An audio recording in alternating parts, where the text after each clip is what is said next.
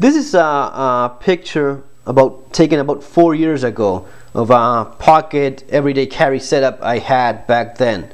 And if you notice, we'll see that in a second, it's not that different from what I'm still using right now. Guys, Fernando doing another video for the more survivalists. As you see, cell phone, iPhone 3GS with an OtterBox Defender case, sunglasses, wallet, big cold steel Vaquero Grande, Leatherman Charge TTI, same one that I'm still using right now, IMCO lighter, G-Shock watch, keychain with Phoenix LDO1, which I replaced not that long ago.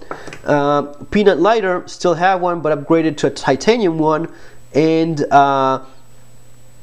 Victorinox Mini Champ, same exact one I'm still using right now. Also 4.7 mini 123 flashlight in there. So as you see, the kind of idea I'm going for hasn't really changed all that much. I mean, it hasn't changed at all. The only thing I've done has been updating depending on what I found to be an improvement or at least worth upgrading to, depending on what's out in the market. And here's a good example of that. I no longer have my iPhone with the OtterBox Defender case. I have a Galaxy Note 2 with an OtterBox Defender case. Still having a good smartphone that is with a case very tough. You know, loving the Note 2. I think it's great. You know, for those that are a little bit sensitive in terms of size and volume, they may be thinking it's a little bit too big. I think it's great, especially because I'm more than willing to put up with a slightly larger size, which may be a little bit more inconvenient, but you do get a huge battery, you do get a huge screen for using, for navigating, going online, makes for a much better gadget for that purpose.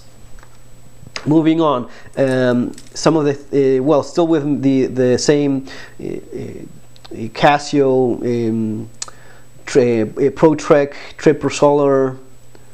I think it's PRG 250T with all the functions. I've been trying to go back with the Seiko Black Monster, which I still love. I think it's beautiful and a fantastic watch, but I just cannot get rid of the practical sense that I have of things. I just cannot go with a obviously much lighter, equally tough, so much more functions in this watch compared to the Black Monster. The Black Monster is great, very tough, and it does give you the time and such, and that's great, but it is heavy and you're lacking on several things. It doesn't help also that being automatic, that's great if you use the watch all the time, but if you don't, you will have to set the time again if you haven't been using it for some time. Now, for those that want analog type of watches, this is a real beauty. The luminescent markings are just great. They soak up a little bit of light beautifully well. And for those of you that want this type of watch, this would be one of the best ones I've came across in terms of toughness, in terms of how solid it is, and of course not requiring batteries.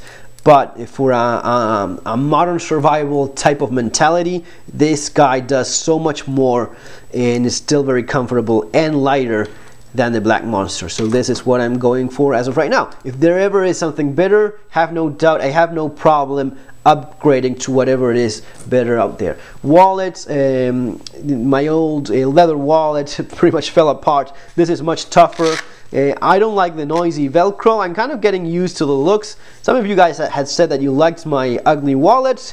You don't think it's ugly at all, and thanks for that, but I just find it to be awfully practical. The cards go in the right direction for me. They just do not fall from where they are in those slots. You have a zipper there for some emergency change, so that especially, or some little papers that you have that you don't want to be losing them. The zipper makes sure of that, so it works well in that way.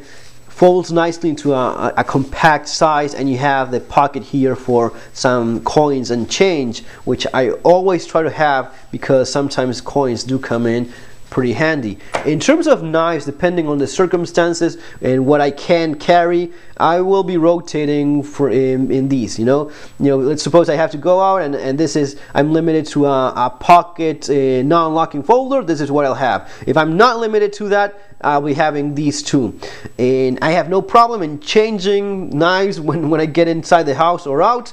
I have my desk here with lots of things handy, and it's yeah, as I leave some of them, I can just pick them up and such. So still liking the GAC a lot, the German Army knife, surplus. Sometimes you find them online on eBay, guys. If you're looking for one of these, sometimes you can score these for $10, a little bit more. They're getting a little bit more expensive, but you have a nicely made blade that does most of the things you would be needing a pocket knife for.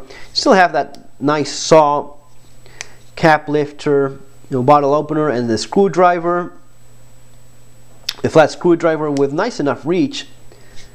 I added a little flat screwdriver in there, and the corkscrew, and the owl or punch, which does come in handy for drilling holes into stuff, especially plastic. I've used that kind of recently, so that's nice. Cold steel large Voyager. You just cannot say anything bad about this knife. For the money, it's one of the best all-around deals if you want a medium-sized knife that is not expensive, that is pretty tough. My personal recommendation, the cold steel large Vaquero. I think still is fantastic, and this is one of the best knives you could have in terms of a folder that may be used for defensive purposes.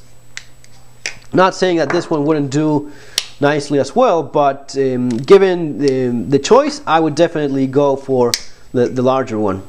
Absolutely.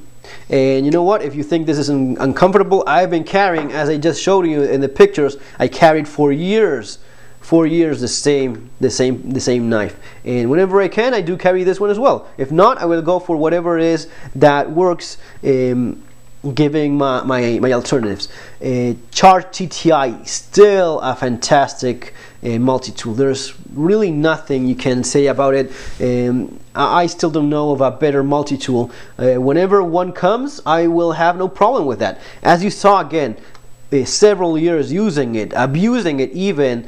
I mean, I still use it every now and then. I actually used it a couple of days ago as a hammer, which you probably shouldn't, but I still use it as a hammer. Of course, not abusing it too much, but a little bit of abuse. I've been doing that constantly for years, and the multi-tool still works nicely.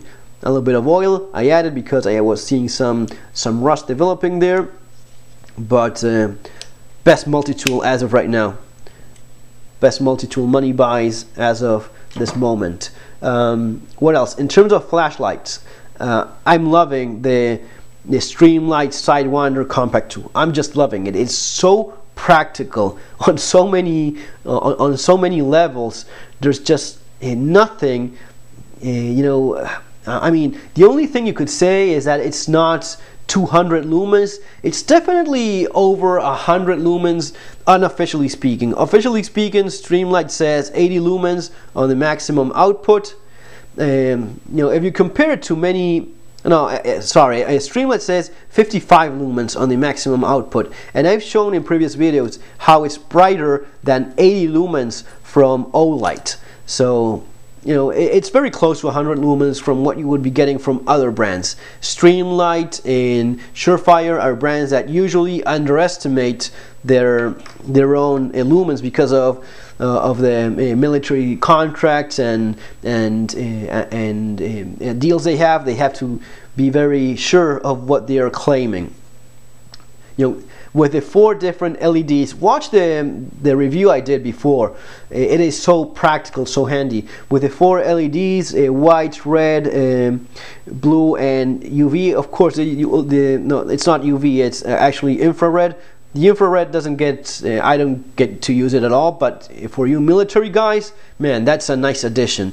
Very silent, 4 modes, 1, 2, 3, 4 modes, different modes, and with a double click it goes into strobe. you know what, I find it to be so practical on those everyday tasks you just wouldn't think of. When I did the video review of the Sidewinder Compact 2, I explained that this base, this clip, can be used as a base. You can rotate it a little bit and put it, using it as a stand so as to place it at different angles. This came very handy recently when fixing this lamp that you see. This lamp, I changed the insides of it, and it had a screw on the other side that I needed light placed in an exact spot so as to get something fixed.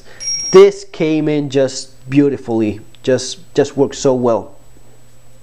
So besides that, of course, how tough it is and the use of CR123A batteries, AAA, AA, it will feed on anything. You just have to love that. I still like the Eagle TAC D25C, but to be honest, this is what's riding in my pocket most of the time.